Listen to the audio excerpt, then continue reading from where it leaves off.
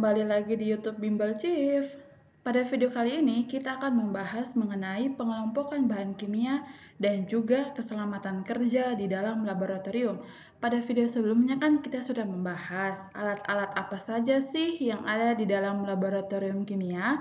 Nah, sekarang kita akan membahas mengenai bahan-bahan kimia yang ada di laboratorium dan juga bagaimana sih cara pengelompokan bahan-bahan tersebut serta apa-apa saja sih yang harus kita perhatikan untuk menghindari yang namanya kecelakaan di dalam laboratorium. Oke guys, pada saat kalian di dalam lab kimia, kemudian kalian ingin mengambil bahan kimia yang akan digunakan pada saat praktikum. Apakah kalian memperhatikan simbol yang ada di botol atau di wadah bahan kimia tersebut?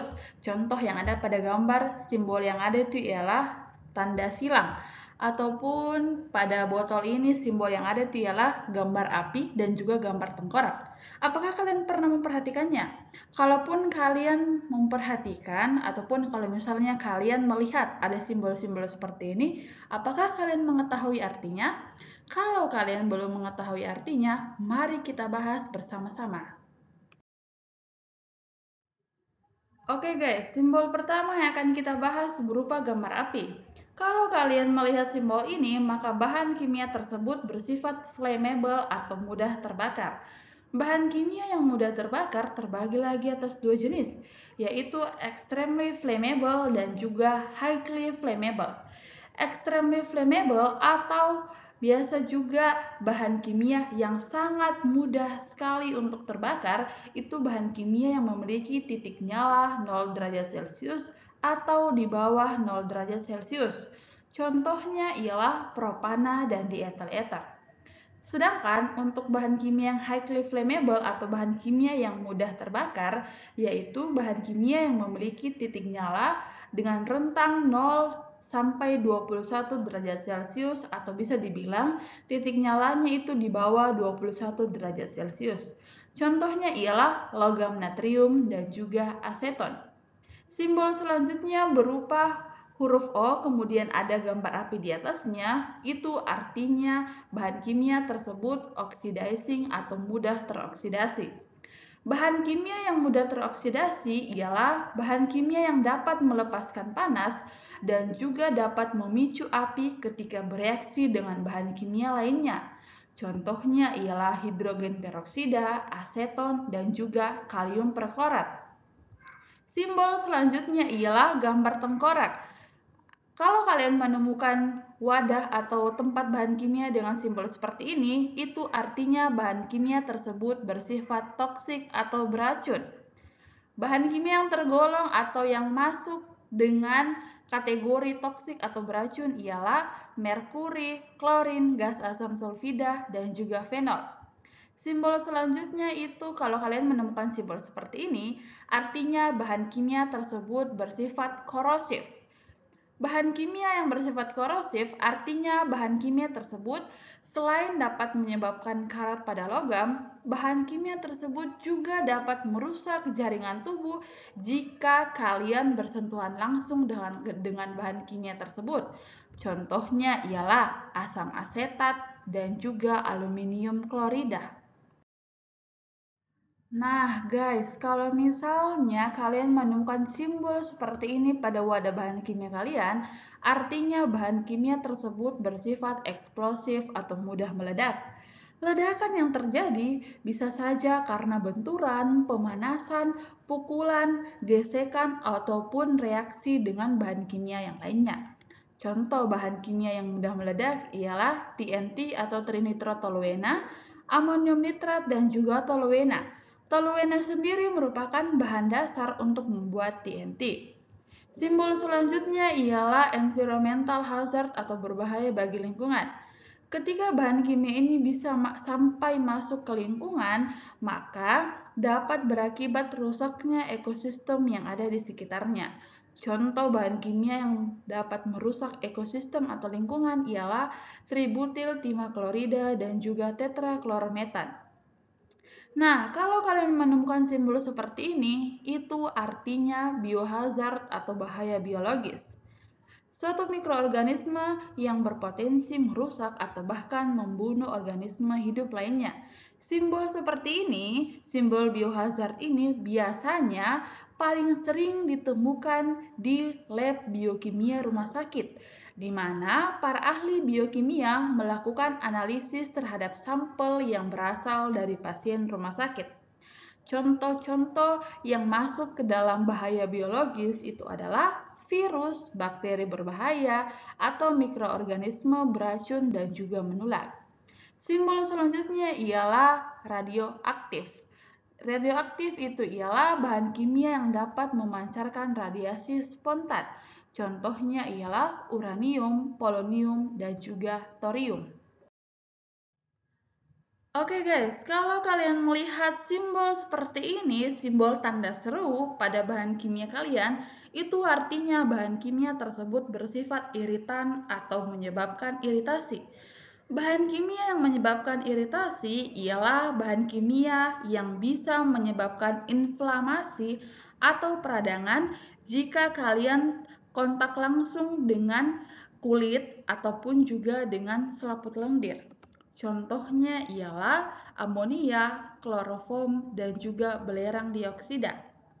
Simbol selanjutnya, kalau misalnya kalian menemukan simbol tanda silang seperti ini, itu artinya bahan kimia tersebut bersifat harmful atau berbahaya. Nah, bahan kimia ini baik dalam bentuk padatan, cairan, ataupun gas, jika terjadi kontak langsung ataupun jika tidak sengaja terhirup, maka dapat menyebabkan bahaya terhadap kesehatan. Contohnya ialah etilen glikol, etanol, dan juga diklorometana. Simbol bahan kimia yang terakhir ialah seperti ini. Kalau kalian melihat simbol seperti ini di wadah bahan kimia kalian, itu artinya bahan kimia kalian bersifat karsinogenik. Nah, ketika kalian terpapar dengan bahan kimia yang memiliki simbol seperti ini, baik dalam jangka pendek, jangka panjang, ataupun berulang-ulang, maka dapat menyebabkan efek kesehatan yaitu yang pertama karsinogenik, yaitu penyebab sel kanker.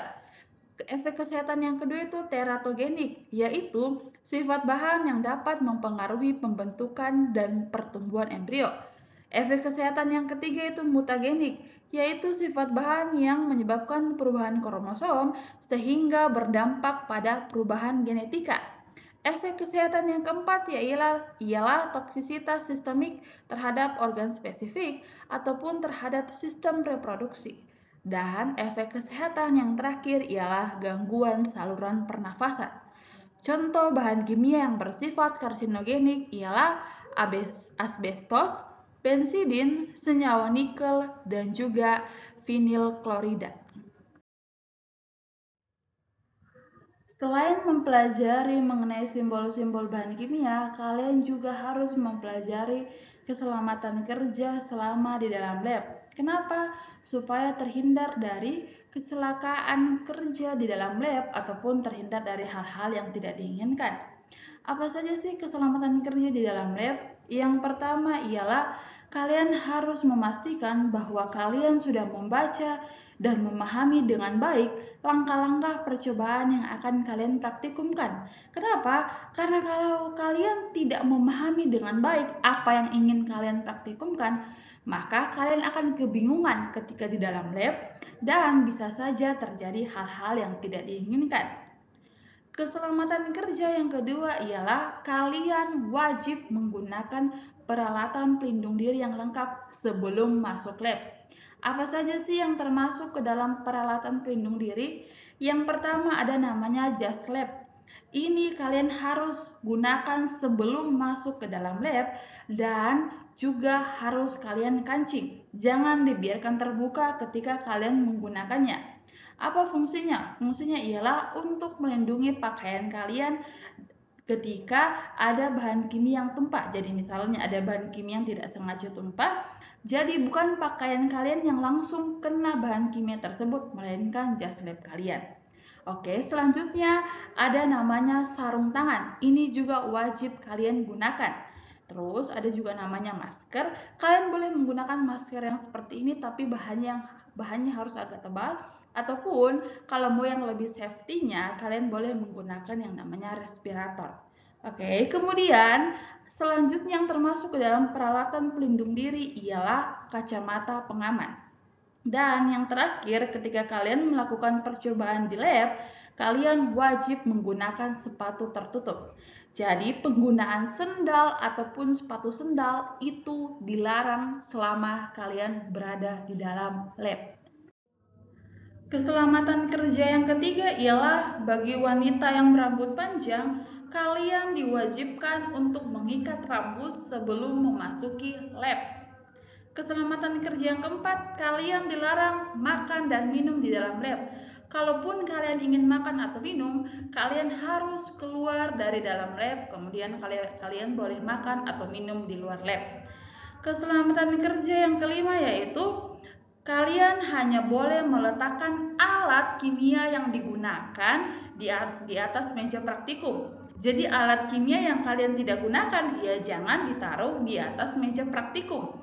Itulah mengapa pentingnya kalian memahami terlebih dahulu apa yang ingin kalian praktikumkan sebelum kalian masuk lab. Keselamatan kerja selanjutnya ialah pada saat kalian memanaskan cairan dalam tabung reaksi, arahkan mulut tabung ke arah yang berlawanan dengan kita atau orang lain. Jadi, jangan mengarahkan mulut tabung itu ke arah kalian, ke arah dirimu sendiri ataupun ke arah temanmu. Melainkan arahkan ke dinding ataupun arahkan ke tempat yang kosong yang tidak ada orang di sekitarnya. Oke?